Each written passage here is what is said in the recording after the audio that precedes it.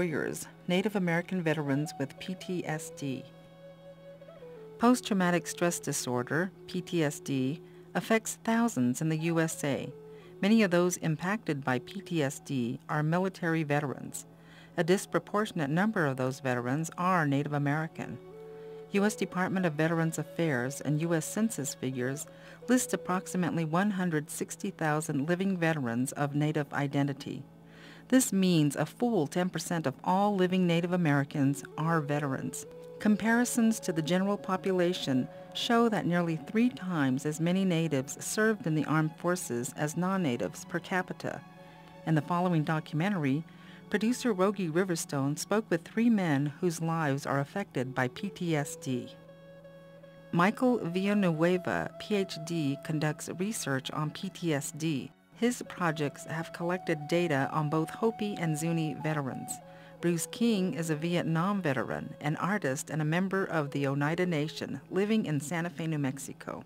Dave Fero, Ph.D., is the Mental Health and Behavioral Sciences Service Line Manager at the Northern Arizona VA Healthcare System in Prescott, Arizona. So Teo stood there, stiff with nausea, while they fired at the soldiers, and he watched his uncle fall, and he knew it was Josiah. And even after Rocky started shaking him by the shoulders and telling him to stop crying, it was still Josiah lying there. They forced medicine into Teo's mouth, and Rocky pushed him toward the corpses and told him to look. "Teo, this is a Jap. This is a Jap uniform." And then he rolled the body over with his boot and said, "Look, Teo, look at the face." And that was when Teo started screaming, because it wasn't a Jap. It was Josiah, eyes shrinking back into the skull, and all their shining black light glazed over by death. The sergeant had called for a medic, and somebody rolled up Teo's sleeve. They told him to sleep, and the next day they all acted as though nothing had happened. They called it battle fatigue, and they said hallucinations were common with malarial fever. Rocky had reasoned it out with him. It was impossible for the dead man to be Josiah, because Josiah was an old Laguna man, thousands of miles from the Philippine jungles and Japanese armies. "He's probably up on some mesa right now, chopping wood," Rocky said. He smiled and shook Teo's shoulders. "Hey, I know you're homesick, but Teo, we're supposed to be here. This is what we're supposed to do."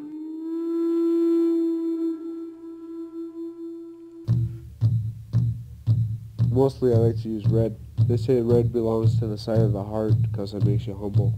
Whenever you put on paint, it's like showing the spirits that you're ready for anything, that your heart is good, that you're going to fight for your family or whatever you believe in. So this is what we use to symbolize in paint, that you're a warrior, and that's what warrior means, to be ready for anything and to fight for what you believe in.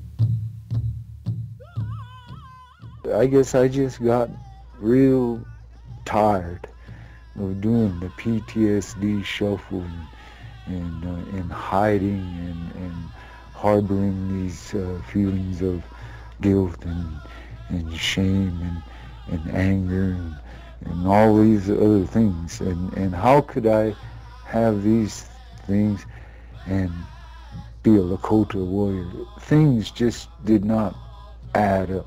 You know, is this the way it's supposed to be for me? Is this the part of what the responsibility entails? You know, and what it amounted to is confusion.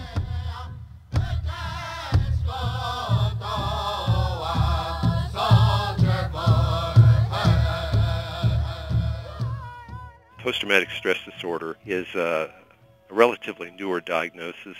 Several years after Viet Nam, the psychiatric community began to look at this as a separate type of disorder. First of all, it requires that somebody be in a traumatic experience. That would be something that would make a person be in reasonable fear of their life, to witness traumatic types of events like deaths of others, deaths of persons that are close to them. And beyond the stressor, then you have to have some type of consequences of it. It's considered an anxiety disorder. The anxiety may express as an exaggerated startle response, a person who's constantly vigilant, who may go to great lengths to protect their home. They'll have locks and guns and all kinds of things to be able to protect themselves. It's sort of a carryover of the type of vigilance they may have had in a combat situation. They're generally avoidant. They don't want to be around other persons unless they're relatively close to those people, or they're persons who they can feel relatively safe with. If there's any large number of persons, they're very uncomfortable and will often retreat from that situation and go into an isolation. Many, it gets really exaggerated and they literally cannot live around other persons. And many of the Navajo find it easy to get back into the sheep herding and some of that kind of life, because they can really isolate that way. In addition to the isolation, there's usually some kind of re-experiencing of the events, either in dreams, flashbacks, intrusive thoughts that they cannot seem to keep out of their mind. They continually re-experience the combat trauma that triggered the event. There is, in that dreaming and so forth, there's often a recurrent dream, a dream that seems to haunt the individual. A certain amount of depression, just a feeling that there's nothing left for them in life. There's a foreshadowing of death all the time. The person just feels like nothing that they do is worthwhile.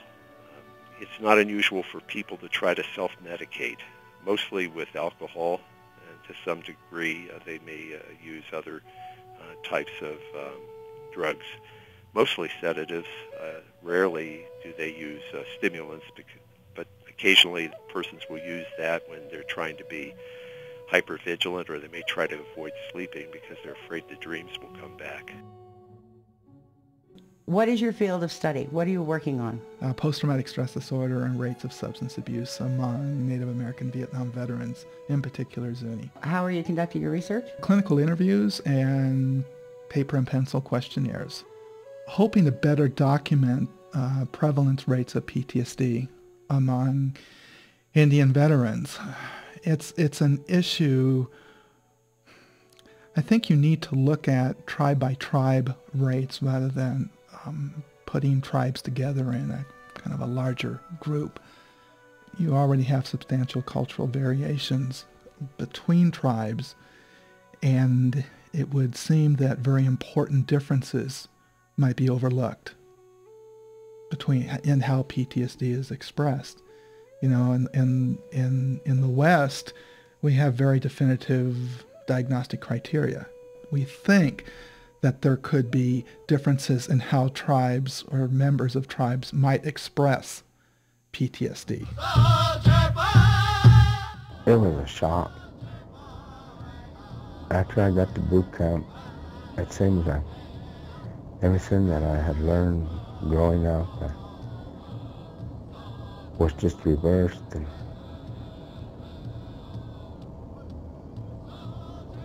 it was hard to accept.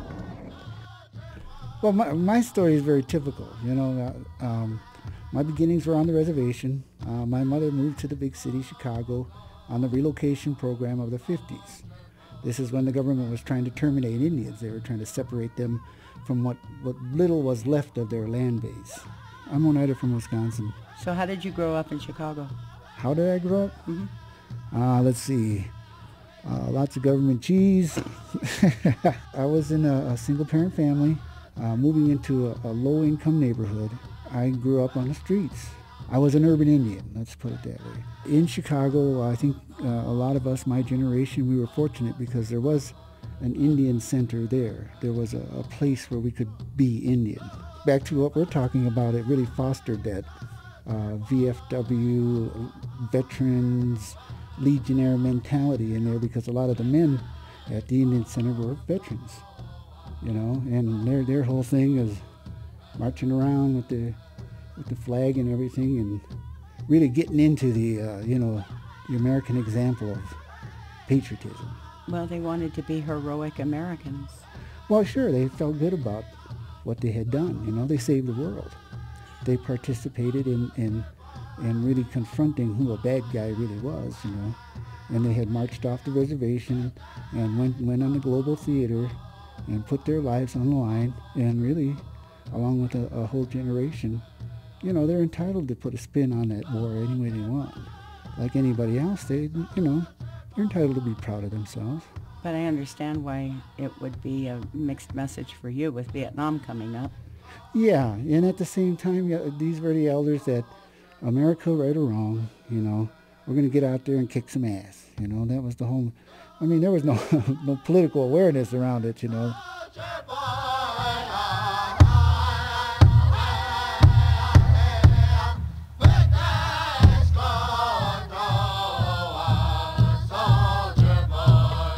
You're working in Zuni and Hopi? No, I did the Hopi study a while back, and right now trying to look at you know, basically PTSD and how it's expressed, which is kind of a silly thing in a way because we know how it's expressed. And, how is it expressed? Well, generally, it depends upon who you ask. If you were to ask wives, I'm sure it would be more of a discussion of snap anger and walking on eggshells, and sometimes waking up in the middle of the night with maybe a hand wrapped around your throat or whatnot. If you ask the man, oftentimes they'll say there's really nothing wrong with me. And that actually led to a very interesting discussion I had with Cliff up in Hopi. Yeah, I was like, it was so difficult to try to understand how it was expressed in Hopi. And we finally, actually, Cliff and I did manage to, we really managed to have a good conversation about that and how it's expressed here. And I kept saying, you know, okay, you know, Cliff, you know, you have this avoidance, you have this you know, how is this shown in the veterans right here? I mean, how do you know there's a problem with these guys? You know, is it the fact that they get drunk and angry? And he goes, no. So I said, okay, so how do you know there's a problem with PTSD?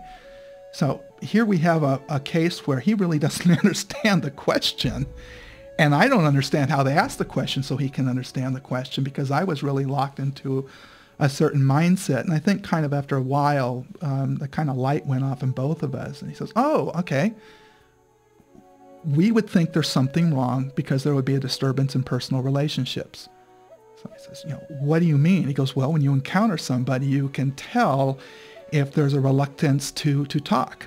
And for us, that would be the first indication that there is something going on with this person, which I thought was really interesting. I thought that was a very actually polite and civilized way to figure out if something's wrong, is when you talk to somebody, they're kind of in a certain way. So that's was an indicator there. Can I interrupt you for a minute? Yeah, no. Who's Cliff? Oh. You left that part out. Yeah, I guess I should have introduced that. Cliff Belanqua, he was a VA counselor up at Keams Canyon. And when I came up there, you know, I met with him and said, basically, this is a study I would like to do. What do you think? And so we talked about it for quite a while, and he was very, very supportive, and it just snowballed after that. And all along the way, we would have these conversations as to what was going on, what we were finding out, and how to look at things. And it's interesting, when I really had a good conversation with him about PTSD, he really knew what PTSD was, having, you know, come back from Vietnam, being an in-country combat vet.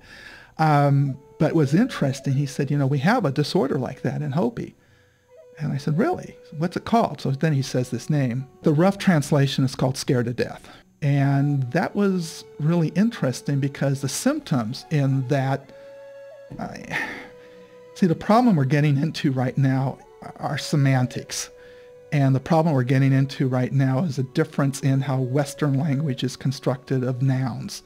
and how what I understand in other native languages where it's just not really based on nouns, basically a truncate really complicated things. And so to say a symptom is to kind of say, well, this is a discrete symptom. You'll have a flashback or you'll have a night sweat.